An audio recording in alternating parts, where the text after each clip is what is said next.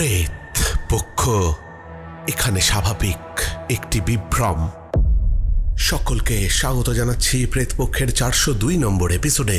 আশা করি তোমরা সকলে সুস্থ আছো, ভালো আছো। আর আজকে মঙ্গলবার রাত 10টা বেজে গেছে। তোমরা সকলে হেডফোন কানে লাগিয়ে প্রস্তুত হয়ে গেছো ভয় পাওয়ার জন্যে। আজকের এপিসোডে রাখছি দুটো ঘটনা। প্রথম ঘটনা পাঠিয়েছে পঙ্কজ পাল, আর দ্বিতীয় ঘটনা পাঠিয়েছে যিনি ঘটনা পাঠিয়েছেন তিনি তার নাম প্রকাশে অনিচ্ছুক। আমার মনে হয় এই ঘটনাটা আরেকটু ভালোভাবে লিখলে হয়তো আরো ভালো উপস্থাপনা করতে পারতাম, কিন্তু ঠিক আছে, ঘটনাটা আমার ভালো লেগেছে। আমি কিছু জায়গায় নিজের মতো করে ভাষা বসিয়ে নিয়েছি, কেননা বহু অংশে কিছু ভুল ত্রুটি ছিল। তাতে কোনো অসুবিধে নেই। সরাসরি চলে যাচ্ছি আজকের প্রেতপক্ষের 402 নম্বর এপিসোডের প্রথম ঘটনায়। নমস্কার রাজদা, আমার নাম পঙ্কজ পাল। প্রেতপক্ষে এটা আমার পাঠানো দ্বিতীয় ঘটনা। পেশায় আমি একজন ফ্রিল্যান্স ফটোগ্রাফার। মূলত প্রকৃতি, বন্যপ্রাণী আর অজানা জায়গার ছবি তুলতে আমার ভীষণ ভালো লাগে। এই কাজের সূত্রে বহুবার আমি সুন্দরবনের গভীরে গিয়েছি, কিন্তু আজ যে ঘটনাটার কথা বলবো সেটা আমার জীবনের এমন এক অভিজ্ঞতা যেটা আমি আজও পুরোপুরি ব্যাখ্যা করতে পারিনি। সেই সময় আমি সিদ্ধান্ত নিয়েছিলাম সুন্দরবনের একেবারে প্রত্যন্ত অঞ্চলে গিয়ে কিছু বিরল ছবি তুলব। আমার লক্ষ্য ছিল মানুষের কম যাওয়া এমন কিছু দ্বীপ আর খাঁড়ি যেখানে প্রকৃতির রূপ এখনো অক্ষত আছে। না হলে সুন্দরবনকে তো এখনকার মানুষজন একেবারে চিড়িয়াখানা বানিয়ে তুলেছে। স্থানীয় এক গাইডের সাহায্যে আমি পৌঁছাই একটা ছোট্ট ঘাটে, সেখান থেকে আবার নৌকো। কিন্তু সেদিন একটা সমস্যা হয়ে গেল। হঠাৎ আবহাওয়া খারাপ হয়ে যাওয়ায় আমাদের গন্তব্যস্থলে পৌঁছতে একটু অসুবিধেই হলো। আকাশ কালো মেঘে ঢেকে গেল, আর নদীর জলও অস্বাভাবিকভাবে উত্তাল হয়ে উঠল। নৌকার মাঝি সরাসরি বলে দিল, বাবু, এই মাঝ রাস্তায় এসে আমাদের অন্যত্র যেতে হবে। গন্তব্যস্থলে পৌঁছানো যাবে না, ঝড় উঠতে পারে। কাছেই একটা পুরনো ধর্মশালা আছে, সেখানে রাতটা কাটিয়ে কাল সকালে বেরিয়ে পড়ুন। আমি প্রথমে একটু দ্বিধায় পড়েছিলাম, কারণ এলাকাটা আমার অজানা, লোকজনও কম। তবু অন্য কোনো উপায় না পেয়ে রাজি হয়ে গেলাম। গাইড আমাকে নিয়ে গেল একটা সরু কাঁচা রাস্তা দিয়ে। চারপাশে কেবল ঘন জঙ্গল, কাদামাটি আর মাঝে মাঝে অদ্ভুত নীরবতা। হঠাৎ হঠাৎ জঙ্গলের ভেতরটা যেন কেমন নিস্তব্ধ হয়ে যাচ্ছে, যেটা সুন্দরবনের চেনা নীরবতা নয়। মিনিট 15 পর একটা ভাঙাচোরা বাড়ির সামনে এসে দাঁড়ালাম। পথে একটা কি দুটো বাড়ি চোখে পড়েছিল। মানুষের আনাগোনা আছে কিনা তা বলতে পারবো না, তবে যে বাড়িটার সামনে গিয়ে দাঁড়ালাম ওটাই নাকি থাকার জায়গা। দেখে প্রথমেই আমার বুকটা কেমন ধক করে উঠল। একতলা পুরনো বাড়ি, দেওয়ালের প্লাস্টার প্রায় উঠে গেছে, জানলার কাঁচ ভাঙা আর দরজাটা আধ খোলা। বাইরে একটা মরচে পড়া সাইনবোর্ড, কি একটা ধর্মশালা লেখা আছে, নামের অর্ধেক অক্ষর তো মুছেই গেছে। আমি গাইডকে জিজ্ঞাসা করলাম, এখানে কেউ থাকে? সে বোকা বোকা মুখ করে ইতস্তত করে বলল, একজন বুড়ো আছে, সে দেখাশোনা করে, তবে কোনো ভয় নেই, আপনি ভয় পাবেন না। তার কথায় একটা অদ্ভুত দ্বিধা ছিল, যেটা তখন আমার নজরে পড়েছিল, কিন্তু গুরুত্ব দিইনি। আমি ভেতরে ঢুকলাম। ভেতরে ঢুকেই একটা ঠান্ডা বাতাস গায়ে এসে লাগলো। ভেতরের আর বাইরের আবহাওয়া একেবারে আলাদা। যে ঘরটা আমাকে বরাদ্দ করা হলো সেই ঘরের ভেতরটা অন্ধকার, কেবল একটা কোণে কেরোসিন ল্যাম্প জ্বলছে। সেই আলোয় আমি দেখতে পেলাম একজন বয়স্ক লোক মাটিতে বসে আছে, চোখ দুটো স্থির, মুখে কিরকম একটা অন্যমনস্ক ভাব। গাইড বলল, কাকা কাকা, এ বাবু আজ রাতে থাকবে। বয়স্ক লোকটা ধীরে ধীরে আমার দিকে তাকালো। তার চোখের দৃষ্টি এমন যেন মৃত মানুষ। সে খুব ধীর গলায় বলল, থাকবেন, থাকুন, অসুবিধে কোথায়? তবে রাতে কোনো সমস্যা হলে কাউকে পাবেন না। আমি বললাম, কি আবার সমস্যা হবে? এরকম জায়গায় আমি অনেক থেকেছি। বৃদ্ধ লোকটা আর কিছু বলল না, শুধু একটা ঘরের দিকে ইশারা করলো। প্রথমে যেটা ভেবেছিলাম যে এটাই আমার বরাদ্দ ঘর, কিন্তু দেখলাম বৃদ্ধ ভদ্রলোক আমাকে একটা অন্য ঘর দেখাচ্ছেন। আমি সেই ঘরটায় গেলাম। ঘরটা ছোট, সেখানে রয়েছে একটা পুরনো খাট আর একটা আলমারি, তাও ভাঙা। জানলাটা আধ খোলা। রাতে বৃষ্টি হলেই মুশকিল। বাইরে অন্ধকার জঙ্গল দেখা যাচ্ছে। গাইড আমাকে রেখে চলে গেল আর বলল যে আমি রাতে নৌকাতেই ঘুমাবো, সকালে আপনাকে নিতে আসব। রাত হতেই চারপাশের পরিবেশ যেন এক্কেবারে বদলে গেল। বাইরে ঝিঝি পোকার শব্দ, দূরে কোথাও থেকে কুকুর বা শেয়ালের ডাক, কিন্তু তার মাঝেও একটা অদ্ভুত নীরবতা, যেন ওত পেতে বসে আছে। আমি ক্যামেরা আর ব্যাগ রেখে একটু বিশ্রাম নিতে বসেছিলাম, হঠাৎ খেয়াল করলাম ঘরের ভেতরে একটা হালকা গন্ধ আছে। পুরনো স্যাঁতস্যাঁতে গন্ধ।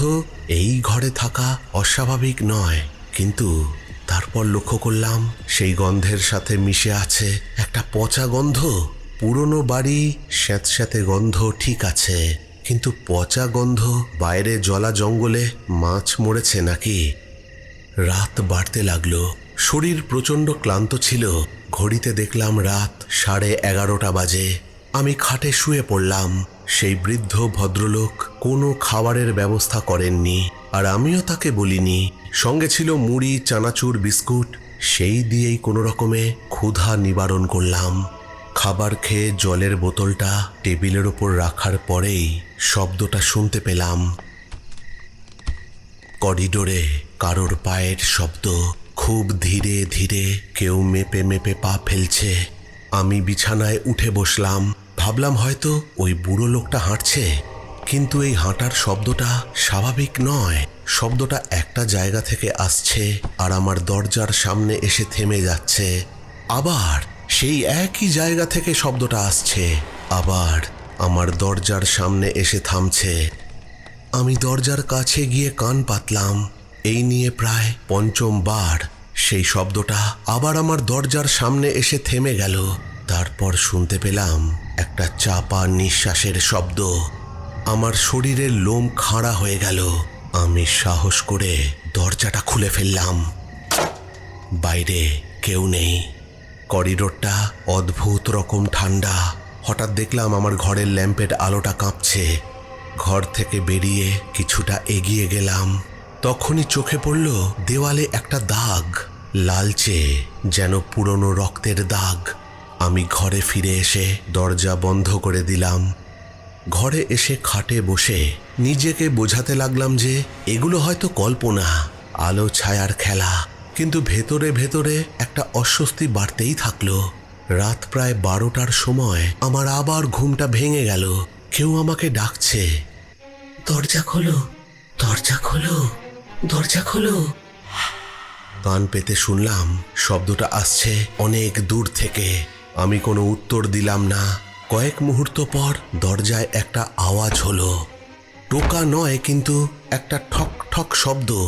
তারপর আবার একটা কণ্ঠস্বর, খুলে দাও, ঠান্ডা লাগছে, আমার ঠান্ডা লাগছে। আমার বুকের ভেতরটা ধরফর করতে লাগলো। আমি চোখ বন্ধ করে চুপ করে শুয়ে রইলাম। দরজার নিচের ফাঁক দিয়ে কিছু একটা নড়াচড়া করতে দেখলাম। আমি দরজার সামনে গিয়ে নিচু হয়ে দরজার ফাঁক দিয়ে যেটা দেখলাম সেটা আজও ভুলতে পারিনি। আমি দেখলাম একটা কালচে হাত, অস্বাভাবিক লম্বা আঙুল। কেউ যেন করিডোরে হামাগুড়ি দিচ্ছে। তার সঙ্গে শুনতে পাচ্ছি একটা নিঃশ্বাসের শব্দ। আমি চিৎকার করে উঠলাম। হঠাৎ সেই হাতটা অদৃশ্য হয়ে গেল। তারপরেই শুনতে পেলাম একটা ফিসফিসানির শব্দ। সেটা কাছ থেকে দূরে চলে যাচ্ছে। আমি ওই ঘরে আর এক মুহূর্ত থাকতে পারছিলাম না, কিন্তু দরজাটা খুলে বেরোবার সাহসও নেই। সারাটা রাত আমি খাটে বসে কাটালাম। ভোরের দিকে একটু আলো ফুটতেই দরজাটা খুলে বাইরে বেরোলাম। বাইরে সবকিছুই স্বাভাবিক, পাখির ডাক, হালকা বাতাস। আমি ছুটে গেলাম সেই বুড়ো লোকটার কাছে। সে তখন উঠোনে একটা ভাঙা চেয়ারে বসেছিল। আমি তার কাছে গিয়ে রাতের সব কথা বললাম। সে চুপ করে থেকে সব শুনল। তারপর বলল, আমি তো আপনাকে বলেইছিলাম, সাবধানও করেছিলাম, এইখানে রাতে সমস্যা হতেই পারে। আমি জিজ্ঞাসা করলাম, কিসের সমস্যা, এখানে কি আছে? তিনি বললেন, এই ধর্মশালায় তো এখন আর কেউ থাকতে আসে না। খুব কম লোক আসে। অনেক বছর আগে একজন স্বামী স্ত্রী এইখানে রাত্রি যাপন করেছিল, কিন্তু একদিন রাতে সেই লোকটা তার স্ত্রীকে এই ধর্মশালারই কোনো এক ঘরে কুপিয়ে খুন করে। আমি তাকে বললাম, কোন ঘরে? আপনি জানেন না কোন ঘরে? কোনো এক ঘরে বলছেন। ভদ্রলোক বললেন, জানি, যে ঘরে আপনি ছিলেন ও ওই ঘরে। তারপরে ওই ভদ্রলোকও ওই ঘরেই মারা যায়। আমি বললাম, মানে? ভদ্রলোক তার স্ত্রীকে মারলেন, তাহলে ভদ্রলোককে কে মারল? বৃদ্ধ বলল, কেউ জানে না। তারপর থেকেই এই জায়গা অভিশপ্ত, ভালো নয়। রাতে এখানে যারাই থাকে তারাই নাকি সেই মৃতদের উপস্থিতি অনুভব করে। তবে সব লোক নয়, সব লোক নয়। কেউ কেউ করে, কেউ কেউ করে না। এই যেমন আপনি করলেন, না হলে তো এখানে কোনো লোকই আসবে না। আমি সেই বৃদ্ধ ভদ্রলোককে টাকা মিটিয়ে সেই ধর্মশালা ছেড়ে বেরিয়ে আসি। সেই ধর্মশালা এখনো আছে কিনা তা বলতে পারবো না, কেননা এই ঘটনা প্রায় 25 বছর আগেকার। তবে সেই ধর্মশালা আজও থাকলে হয়তো সেখানে যাওয়া বুদ্ধিমানের কাজ হবে না।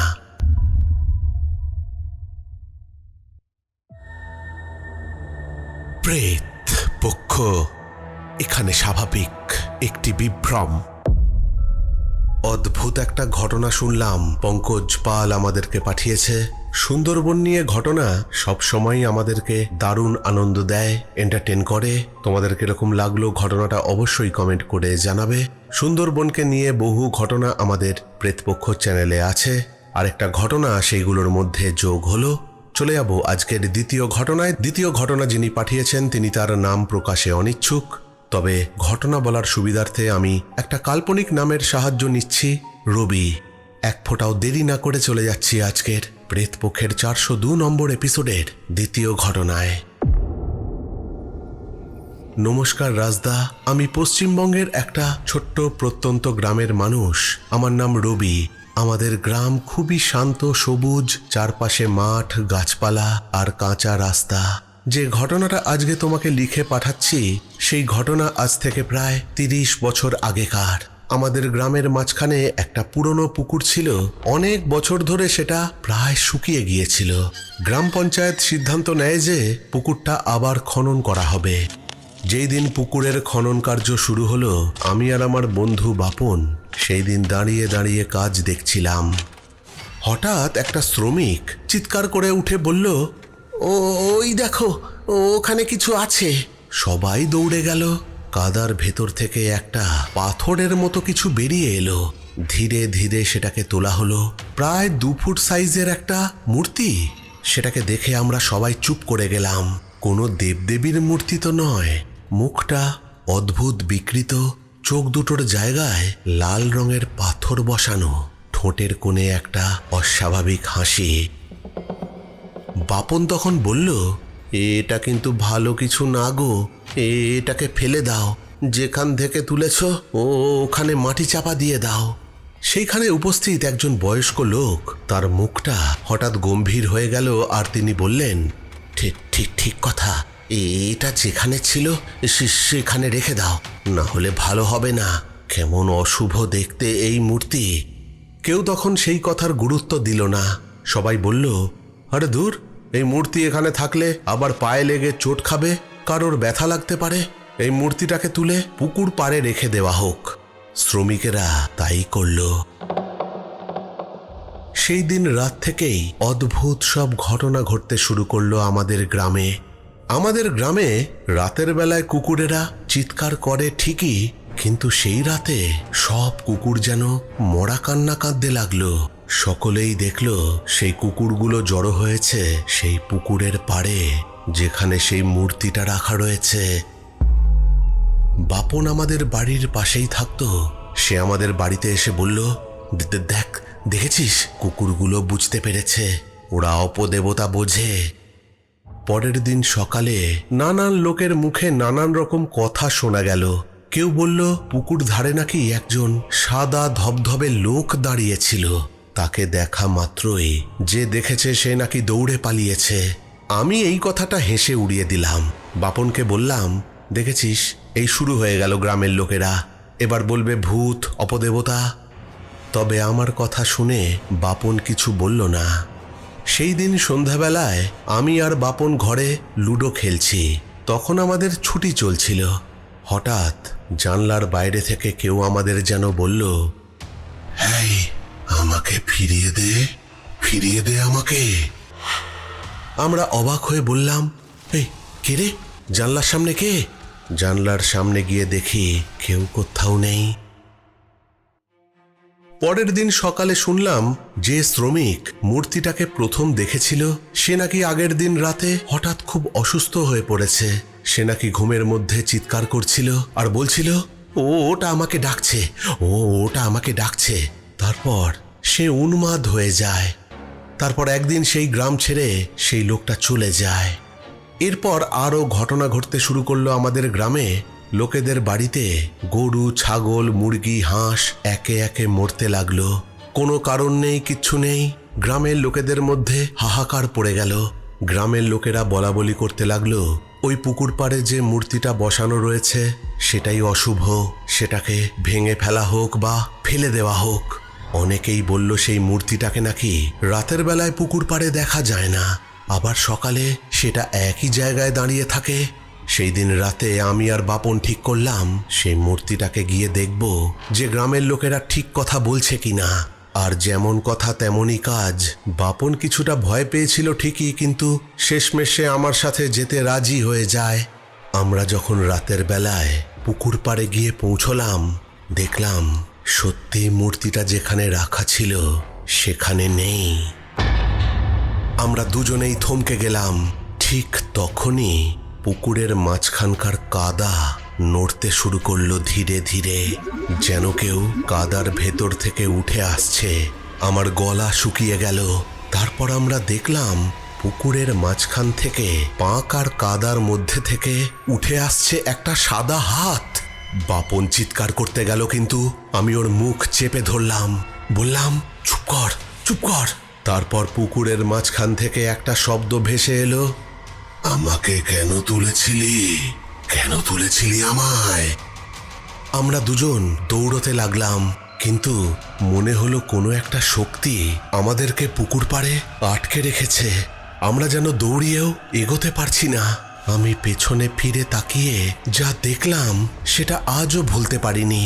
আমি আর বাপন দুজনেই দেখলাম পুকুরের মাঝখানে দাঁড়িয়ে আছে সেই সাদা মূর্তিটা। তারপর হঠাৎ মনে হলো যেন কোনো শক্তি আমাদের ধরেছিল, সে আমাদেরকে ছেড়ে দিয়েছে। আমরা প্রাণপণে দৌড়ে বাড়ি ফিরে এসেছিলাম সেই রাতে। পরের দিন সকালে পুরো গ্রামে সেই খবর আমাদেরই মারফত ছড়িয়ে পড়ল। সকালবেলায় সেই মূর্তিটাকে পুকুর পাড়ে যেমন রাখা ছিল তেমনই দাঁড়িয়ে থাকতে দেখে সবাই। আমাদের গ্রামের বড়রা অন্য গ্রাম থেকে এক বড় তান্ত্রিক বাবাজিকে ডেকে এনেছিলেন, আর তিনি সেই মূর্তিটাকে সঙ্গে নিয়ে চলে যান। কিসের মূর্তি, কি কারণে গ্রামে এসব হচ্ছিল আমরা কিছুই জানতে পারিনি, কিন্তু সেই মূর্তি চলে যাবার পর আমাদের গ্রামে শান্তি নেমে আসে। পশু পাখিদের মৃত্যু বন্ধ হয়, সব একদম চুপচাপ, কোনো শব্দ নেই, কোনো কুকুরের ডাক নেই, সব স্বাভাবিক। কিন্তু আমি, বাপন আর গ্রামের সব লোক আজও বুঝতে পারিনি যে সেই মূর্তিটা আসলে কি ছিল, আর সেই মূর্তিটার কারণেই কি গ্রামে এই সব ঘটনা ঘটছিল তারও উত্তর আমাদের কারোর কাছেই ছিল না।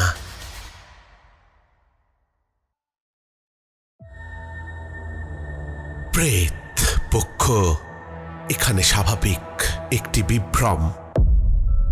অদ্ভুত দুটো ঘটনা শুনলাম আজকের 402 নম্বর এপিসোডে। তোমাদের এই দুটো ঘটনার মধ্যে কোন ঘটনাটা সব থেকে ভালো লাগলো অবশ্যই কমেন্ট করে জানাবে। চলে এসেছি একেবারে এপিসোডের শেষে, চলে যাব একটু শাউট আউটের দিকে।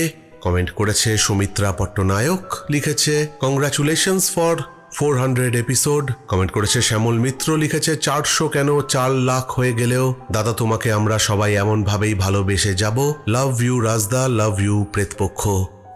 Thank you so much. Comment করেছে মোহাম্মদ মঞ্জু ভুঁইয়া। শেখ ইসমাইল পাপন রয় লিখেছে, হাই রাজদা, এই 400 নম্বর এপিসোডের জন্য অনেক এক্সাইটমেন্টে ছিলাম। আমার গল্পটা অনেক ভালো লেগেছে। তোমার গলার কণ্ঠে গল্প শুনে আমার দারুণ লাগে। কমেন্ট করেছে লাভলি সুলতানা, নন্দিতা পাল, অজন্তা হোর, প্রতনু ব্যানার্জি, মঙ্গল মুখার্জি, শিখা হালদার লিখেছে, রাজদা বারাসাত থেকে শুনছি তোমার ঈশ্বর প্রদত্ত গলায় ভৌতিক ঘটনাগুলো খুব ভালো হবে। কমেন্ট করেছে শান্তার দুনিয়া, লিখেছে, রাজদা ভাই, আমি মধ্যম গ্রাম থেকে শুনছি তোমার মুখে ভয়ঙ্কর ঘটনা শোনার জন্য চলে এলাম। তুমি কেমন আছো? তোমার এই সুন্দর গলায় আমি ঘটনা শুনতে খুব ভালো লাগে। কমেন্ট করেছে দেবা নায়ক। সুস্মিতা ঘোষ লিখেছে, রাজদা তোমার প্রত্যেকটা এপিসোড আমরা দেখি শুনি, খুব ভালো লাগে। এপিসোডটা খুব ভালো লাগলো, খুব রহস্যময় ঘটনা। আমিও ঘটনা পাঠাতে চাই কিন্তু পারছি না। কিভাবে পাঠাবো? আপনার হোয়াটসঅ্যাপে দিতে পারছি না। কেন? হোয়াটসঅ্যাপে তো সবাই ঘটনা পাঠায়। হোয়াটসঅ্যাপ নাম্বার হচ্ছে 9432129921। এখানে তোমরা ঘটনা আমাকে হোয়াটসঅ্যাপ করে পাঠিয়ে দিতে পারো। আর ঘটনা পাঠাতে পারো আমাদের প্রেতপক্ষের অফিসিয়াল ইমেল আইডিতে pretpokho@gmail.com আর প্রেতপক্ষের ফেসবুক পেজ ইনবক্সে। ঘটনা পাঠানো কিন্তু এখন খুবই ইজি। নাম্বারটা আবার বলছি, 9432129921। এখানে তোমরা ঘটনা হোয়াটসঅ্যাপ করে পাঠিয়ে দিতে পারো।